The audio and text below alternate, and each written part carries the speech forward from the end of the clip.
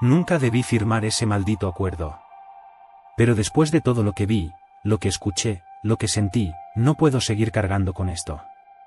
Me importa una mierda si me rastrean por romper el silencio. No me importa si vienen por mí. Tal vez hasta lo prefiero. Lo que vivía allá abajo no se queda en el fondo del océano. A veces, cuando todo está en calma, aún escucho su voz, llamándome por mi nombre. Esto no es una historia de fantasmas. Tampoco es un experimento del gobierno, al menos, no como los que uno encuentra en documentales baratos. Esto es algo más profundo. Más viejo. Algo que estaba dormido. Y nosotros lo despertamos. Me contrataron hace 9 meses para un puesto temporal de mantenimiento en una plataforma petrolera privada llamada Orfeón 9, supuestamente de una empresa internacional con sede en Noruega. El contrato era generoso, la paga altísima para lo que realmente ofrecía, turnos largos, aislamiento, y la promesa de un bono final si cumplías todo sin incidentes. Lo que no decía el contrato, pero que mencionaron en la entrevista con una sonrisa casi sarcástica, fue que parte de las instalaciones estaban bajo el mar, conectadas por un ascensor presurizado a casi 2 kilómetros de profundidad. Un simple complejo de observación para estudiar la actividad geotérmica, dijeron. Nada fuera de lo común. Una puta mentira. Yo no era el único contratado para esta temporada. Éramos 16 al principio.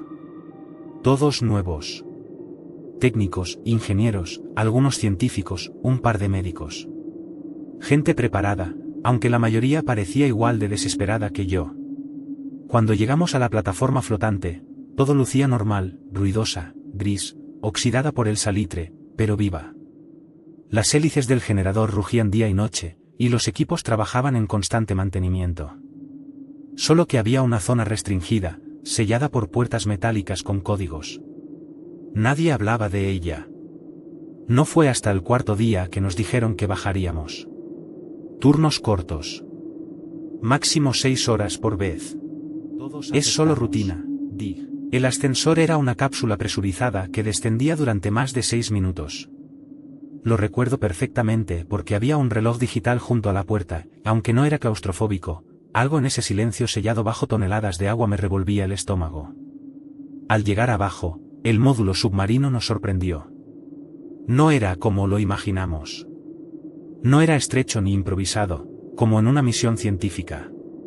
Era extenso. Los pasillos estaban revestidos de acero, todo iluminado por luces frías, y aunque la estructura crujía constantemente por la presión marina, parecía segura. Demasiado segura. Como si hubiera estado ahí por décadas. O más. Nos dividieron por áreas. Yo debía revisar sistemas de presión, revisar válvulas y asegurarme de que todo estuviera estable. Pero el lugar tenía más secciones de las que el mapa mostraba. Algunos pasillos estaban sellados, oxidados, como si llevaban años sin usarse. Cuando pregunté por ellos, me dijeron que eran zonas obsoletas, sin mantenimiento. Pero eso era mentira. Podías sentir el zumbido bajo los pies, como si algo aún se moviera detrás de esas puertas cerradas. La primera señal de que algo no estaba bien fue el sonido. Un zumbido grave, casi como un lamento, que comenzaba en el suelo y te recorría la espina dorsal. Lo escuchábamos todos, pero nadie decía nada. Hasta que el Dr. Jansen empezó a tener pesadillas. Decía que soñaba con una figura observándolo desde el otro lado del vidrio. Algo inmenso. Algo con ojos como pozos vacíos. Reía en sueños. A veces gritaba. Nos incomodaba, pero pensábamos que era por el encierro. Una noche, no volvió del túnel de sección B.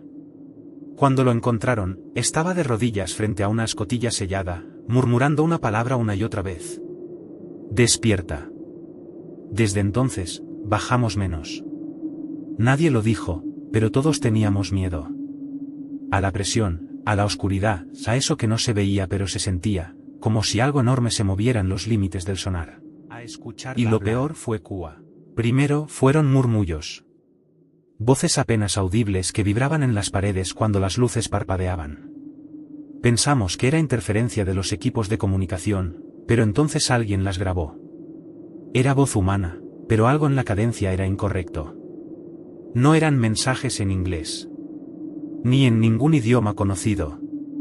Parecía que imitaban nuestro lenguaje, como si algo intentara aprenderlo.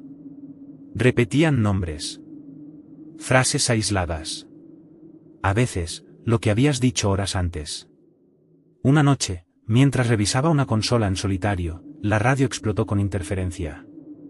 Luego, en medio del ruido, una voz replicó mi saludo exacto de la mañana, con mi tono, mi forma de hablar, solo que algo más lento. Como si fuera mi eco deformado por el abismo. Empecé a perder el sueño. A veces despertaba y encontraba notas escritas en mi cuaderno que no recordaba haber escrito. Dibujos. Círculos concéntricos. Símbolos como ojos, garras, espirales descendentes. Los demás comenzaron a notar cosas también. Objetos fuera de lugar. Sueños compartidos. La doctora Rivera soñó lo mismo que el ingeniero Madsen en la misma noche, una escalera en espiral que descendía más allá del lecho marino, donde no debería haber nada. Cada noche, el zumbido era más fuerte. La presión en las paredes se volvía insoportable.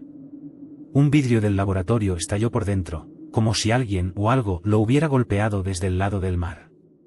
Pero la cámara estaba a más de 900 metros de profundidad. Nada podía sobrevivir ahí afuera. Nada natural. Uno de los buzos que inspeccionó el exterior volvió sin casco. Su rostro estaba sonriente. Los labios tensos, los ojos abiertos y vacíos. Nadie pudo explicar cómo quitó el casco sin descomprimirse. Murió 18 segundos después de ser encontrado, sin emitir una sola palabra. Fue entonces cuando empezamos a llamarlo. Lo que habla en las profundidades. Porque no era solo un sonido. Era una conciencia. Y sabía que estábamos allí. La mayoría quería evacuar. Pero no podíamos. Las tormentas en la superficie continuaban sin cesar, como si el mar se hubiera confabulado para mantenernos allí. Los barcos de extracción no podían acercarse, y la comunicación con el continente se volvió errática, cortándose al azar, a veces reemplazada por el mismo zumbido de baja frecuencia que ya conocíamos tan bien. El comandante Henriksen, que había sido el más escéptico, se encerró en su camarote y no volvió a salir por 3 días. Cuando finalmente rompieron la puerta, lo encontraron deshidratado, murmurando una y otra vez. No es una criatura. Es una idea. Un pensamiento vivo. Y ya entró. No sabíamos qué hacer. Algunos intentaron destruir los registros de audio, quemar los croquis de los símbolos que aparecían en las paredes y en nuestras libretas. Pero cada vez que se eliminaba algo, volvía a aparecer. No igual, sino deformado, como si estuviera adaptándose. Los símbolos eran más complejos. Las palabras más parecidas al habla humana. Luego apareció la puerta. No estaba ahí antes. Un panel en la zona más profunda del módulo B, al fondo del laboratorio de geología marina. Estaba empotrada en la pared metálica, oxidada, con remaches y una cerradura que no coincidía con ningún estándar de fabricación. Nadie recordaba haberla instalado. Unos dijeron que era parte de una sección antigua. Otros, que el estrés nos estaba jugando malas pasadas. Pero era real. Tenía marcas alrededor, como si hubiera sido abierta antes, desde el otro lado. Y un detalle más, cada vez que alguien se acercaba, el zumbido se intensificaba. La vibración no era sónica, era mental. Se sentía en las sienes, en las muelas, en el centro del pecho.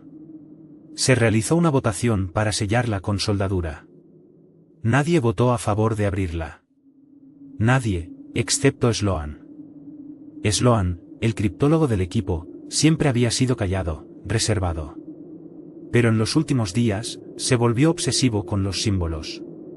Afirmaba que había un patrón, que estaba dirigido a nosotros. Esto es un saludo, decía.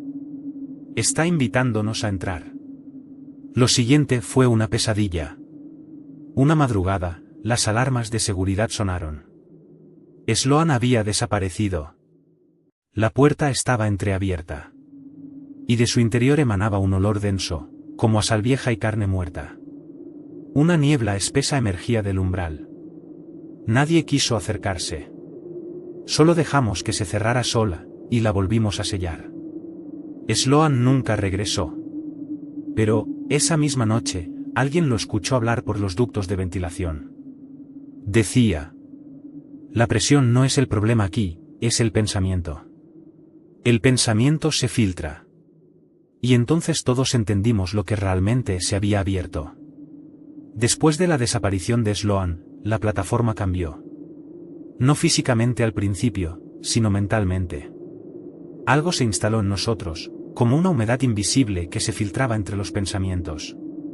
Nadie dormía bien. Las pesadillas eran compartidas. Despertábamos sudando, con frases en la boca que no recordábamos haber aprendido.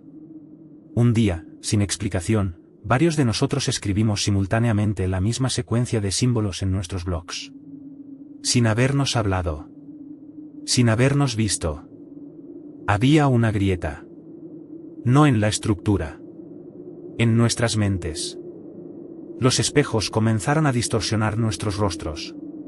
El reflejo se movía medio segundo después. Las cámaras de seguridad mostraban a personas caminando por los pasillos, aunque todas estaban reunidas en el comedor. El frío del acero parecía vivir. Y las puertas no siempre llevaban al mismo lugar. El comandante Henriksen, que había mejorado ligeramente, cayó de nuevo en una crisis. Empezó a tapar los oídos con trapos, diciendo que los pensamientos no tienen forma, pero sí hambre. Lo encontramos una mañana escribiendo páginas enteras con una sola palabra: sumergirse. A pesar del caos, no podíamos irnos. El mar seguía cerrado. Ninguna señal llegaba a los barcos de superficie, y los drones que enviábamos a explorar. El último que enviamos mostró algo antes de que su transmisión se cortara: una estructura colosal, enterrada bajo el lecho marino. Gigantesca. Orgánica. Como una espiral hecha de conchas y huesos. Palpitaba. Y lo que parecía un ojo, se abrió. Fue entonces cuando uno de los científicos, Miriam, propuso una idea aterradora: que lo que habíamos descubierto no era un ser. Ni siquiera una entidad física. Era una conciencia sumergida. No vivía en nuestro plano de realidad como lo entendíamos, sino en otra dimensión superpuesta. Tal vez estaba dormida. O peor, despierta, pero atrapada. Y nosotros habíamos tocado su celda. Las reglas comenzaron a cambiar sin que nadie las escribiera. La lista que antes colgaba en el cuarto de control ahora tenía símbolos desconocidos. La regla número 1 ya no decía reportarse al sonar cada 4 horas, sino: si te ves a ti mismo saliendo de tu cuarto, no lo sigas. La plataforma no era un lugar. Era una trampa. Un punto de convergencia entre lo real y lo otra cosa. Cada día lo sentíamos más. Y entonces, a las 3:19 de la madrugada. Exactamente. El sistema de comunicaciones se activó solo. Todos los monitores de la sala de control comenzaron a parpadear con interferencias, como si algo enorme intentara hablar usando un idioma que nuestras máquinas no estaban diseñadas para interpretar. La señal estaba compuesta por pulsos eléctricos, intercalados con fragmentos de sonido. Y entre los chirridos, se escuchaban voces humanas. Primero, distorsionadas. Luego claras. Era Sloan. Era Henriksen. Era yo. La grabación repetía lo mismo, una y otra vez. Ya está despierto. Ya nos vio. Ya sabe nuestros nombres. Apagamos el sistema. 5 minutos después, volvió solo. Esta vez, la imagen de los monitores mostró algo más. Un ojo. Circular. Inmenso. Con una pupila negra que no parecía tener fondo. Parpadeó. Y luego desapareció. Esa noche nadie habló. Nadie durmió. Nos atrincheramos. Cerramos accesos. Algunos empezaron a rezar. Otros a gritar. Yo solo escribía. Escribía para no pensar. Para no oírlo. Porque lo peor no era el ojo, ni la señal. Lo peor era el canto. Un zumbido apenas perceptible comenzó a escucharse por toda la plataforma. Era suave al principio, como el sonido de las ballenas a lo lejos.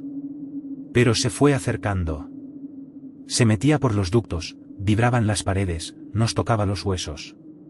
Algunos decían que era música. Otros, que era un lenguaje. Yo lo escuchaba como si alguien me hablara desde las profundidades de mi cerebro. Me decía mi nombre. Me pedía que bajara. Que lo viera. Que me entregara.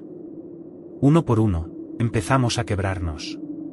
Uno de los ingenieros se arrojó al ascensor de carga y lo activó manualmente, descendiendo hasta las secciones inferiores prohibidas. Nunca lo volvimos a ver. Otro más empezó a golpearse la cabeza contra la consola hasta desfigurarse. Los demás se escondían, murmuraban cosas como las paredes se están cerrando o el acero está aprendiendo. Las paredes cambiaban por sí solos. Parecían vivir. Y la estructura se quejaba como si respirara bajo presión. Pero lo más aterrador fue cuando descubrimos que la plataforma ya no estaba conectada con la superficie. Era imposible. Lo sabíamos. Pero al subir por el ducto de emergencia, solo encontramos una escotilla que daba al mar. Y encima de nosotros, kilómetros de oscuridad. Estábamos completamente aislados. Como si hubiéramos sido trasladados sin movernos. Y entonces llegó la última realmente de noche. Sin sol, sin reloj, sin tiempo. Solo sabíamos que habíamos dejado de estar en el mundo que conocíamos. La presión en el pecho no era solo física, era algo más denso, algo que parecía posarse sobre nuestra conciencia como una red tejida con los dedos de algo que no podíamos nombrar. Esa noche éramos solo 5 los que quedábamos en la plataforma. Los demás se habían perdido. Algunos desaparecieron tras abrir puertas que no deberían haberse abierto. Otros simplemente se fueron, sin dejar huellas, como si se hubieran disuelto en el aire o absorbido por la estructura misma. El zumbido se había convertido en un canto nítido, persistente. Era como una letanía primitiva, profunda, como si el océano entero estuviera entonando una misa para un dios dormido. Y de pronto, todos los accesos a las secciones prohibidas se abrieron al mismo tiempo. Puertas selladas con contraseñas, blindadas con acero y protocolo, se deslizaron sin ruido. Lo que había más allá no era ingeniería humana. Era algo más. Un laberinto orgánico, respirante, lleno de corredores que parecían vasos sanguíneos. Las paredes ya no eran metal. Latían. Goteaban. Se contraían con un ritmo que no era nuestro. Los símbolos ya no eran estáticos. Fluían como tinta viva. Y al fondo, lo escuchamos. Pasos. No eran metálicos. No eran humanos. Sonaban como algo pesado arrastrando extremidades largas, húmedas, como si caminara sin terminar de decidir qué forma adoptar. Nos escondimos en la sala de control. Y entonces vi a Henriksen. Estaba frente a uno de los monitores. Se había quitado el traje protector. Su piel estaba pálida, casi traslúcida, y sus ojos ya no eran ojos. Eran orbes negros, sin pupila. Sonrió sin labios. No tenemos que tener miedo, dijo. Solo es el inicio de una nueva respiración. Y se fue por el pasillo sur. Nunca volvió. Esa noche, los muros de la plataforma comenzaron a cambiar de lugar. Literalmente. Las escaleras se lugares distintos. Lo que era arriba, ahora estaba al costado. El mundo dejó de tener sentido. Uno de mis compañeros gritó que estábamos dentro del ojo, que todo el tiempo habíamos sido observados desde adentro. Yo no dormí. Solo esperé. Esperé el amanecer. Pero aquí, en el fondo del mar, el sol si es que esa palabra aún tenía algún significado, solo quedábamos 3. Gómez no paraba de murmurar. Se cubría los oídos con las manos, con tanta fuerza que comenzaba a sangrar. Repetía una sola frase, como un salmo. Ya estaban aquí antes, ya estaban aquí antes, ya estaban aquí antes. Intentamos detenerlo, pero escapó corriendo por uno de los túneles que se habían abierto la noche anterior. No volvimos a verlo. Ni siquiera escuchamos un grito. Solo el silencio, ese silencio monstruoso que la estructura había empezado a gestar como si respirara, como si durmiera. Como si esperara. Yo ya no comía. Apenas bebía. Mi cuerpo comenzaba a sentirlo, pero mi mente estaba ocupada en no romperse. O al menos, no por completo. El otro que quedaba conmigo era un técnico joven, Allen. Se había atrincherado en la sala de telecomunicaciones, murmurando que podía oír mensajes entre las interferencias del sistema. Nos están enseñando a escuchar, me dijo, antes de arrancarse el auricular del oído con un cuchillo. Yo no quiero escuchar más. Después de eso, Allen desapareció también. Y entonces, estuve solo. Lo entendí todo cuando volví a la sala de observación. Las cámaras ya no mostraban la plataforma ni el lecho marino. En su lugar, había ojos. Cientos, miles de ojos, de todos los tamaños, de todas las formas. Miraban directamente al monitor. No me observaban a mí. Me reconocían. Fue ahí cuando escuché la voz. No venía del intercomunicador, ni del sistema de sonido, ni de mi cabeza. Era más como si la presión del océano hablara por sí misma. No debiste venir, pero ya que estás aquí. Recuerda. Siempre hemos estado dentro de ti. Me arrastré hasta el ascensor de emergencia. Uno de los botes cápsula aún funcionaba. Nadie lo había usado. Activé el sistema de evacuación. Nadie me detuvo. Nadie me persiguió. Nadie me despidió. Mientras ascendía, vi por última vez la plataforma. Pero ya no era una plataforma. Era una forma viva, negra, extendiéndose bajo, como un corazón colosal latiendo en la profundidad. Algo se movía allá abajo. Volvía a la superficie. Pero sabía que había dejado algo más atrás. Algo que no debería haber visto. Algo que ahora me había visto a mí. El sol me recibió como una agresión. Después de tantos días sin verlo, su luz no trajo consuelo, trajo vergüenza. Era como si la claridad supiera lo que yo había hecho. Lo que había visto. Fui encontrado flotando dentro de la cápsula, deshidratado, delirando. Me trasladaron a un buque de seguridad y luego a una instalación médica sin distintivos ni placas. Lo siguiente que recuerdo es una sala blanca, el zumbido de luces fluorescentes, y un hombre de traje gris esperándome al pie de la camilla. Nunca se presentó. Solo colocó un documento frente a mí. Un acuerdo de confidencialidad. Usted no estuvo ahí, dijo sin emoción. Usted no vio nada. No escuchó nada. La plataforma no existe. Y si vuelve a hablar, sabremos dónde encontrarlo. Lo firmé. No porque creyera en sus amenazas. Lo firmé porque sabía que tenía razón. Salí 3 días después, con ropas nuevas y una cuenta bancaria con más ceros de los que jamás había tenido. Me instalaron en un pequeño pueblo costero, lejos de todo. Lejos del mundo. Aparentemente. Pero, la voz me siguió. Al principio era un susurro. Solo la escuchaba de noche, cuando el mar golpeaba la costa y el viento ululaba entre los tejados. Era como si el océano mismo pronunciara mi nombre. Con el tiempo, la voz se hizo más clara. Me hablaba mientras comía, mientras dormía. Mientras intentaba volver a ser humano. Decía cosas que nadie debería oír. La profundidad no es distancia. La oscuridad no termina en la superficie. Abrimos una puerta y tú eras la llave. Me despertaba empapado en sudor, con la sensación de que el agua salía de mi piel, como si mi cuerpo empezara a olvidar que alguna vez fue parte de la tierra. En mis pesadillas, vuelvo a la plataforma. Pero ya no soy como si fueran míos. Y escucho los pasos de ellos. Y lo más aterrador es que una parte de mí los extraña. A veces camino hasta la playa en la madrugada. Me siento en la arena helada, mirando al horizonte, a esa franja infinita donde el mar parece tragarlo todo. Y espero. No sé qué. No sé a quién.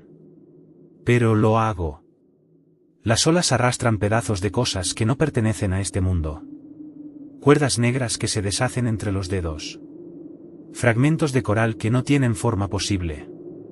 A veces, pequeñas criaturas que aún se retuercen, sin boca ni ojos, pero que gimen, como si supieran que yo puedo entenderlas. No he vuelto a hablar con nadie. Ni he visto a mis antiguos compañeros. No sé si sobrevivieron. No sé si alguno más logró escapar. Pero algo me dice que siguen allá abajo. Tal vez no con sus cuerpos. Tal vez no con sus mentes. Pero siguen. Como parte del mecanismo. Como engranajes en una estructura más antigua que cualquier idioma. Y yo estoy cada vez más cerca. Los médicos dicen que no hay nada mal en mí. Que las pruebas son normales. Que el zumbido que oigo en los oídos es estrés postraumático. Que la presión del trabajo, el aislamiento, que mi mente está sanando. Mienten. Sé lo que soy ahora. No soy un sobreviviente. Soy una grieta. Un puente. Cada noche, sueño con la profundidad. Con la sala circular de la sección 9. Con las luces parpadeando mientras aquella figura de ojos negros se alzaba detrás del vidrio y me señalaba. Y cada día, me siento más tentado a volver. La cápsula aún está en mi garaje. Sellada. Oxidada. Pero intacta. La última vez que la abrí, no estaba vacía. Había algo dentro. Un objeto húmedo. Redondo. Palpitante. Respiraba. No me asusté. Solo lo envolví en una manta y lo dejé en el rincón más oscuro del cuarto. A veces, en la noche, lo escucho llorar. O reír. Ya no distingo la diferencia. Hoy el mar está más calmo que nunca. El cielo gris se me dobla sobre sí misma. Como un ojo que se abre. He soñado con una puerta bajo la superficie. He soñado que tengo la llave. Y esta noche, pienso abrirla.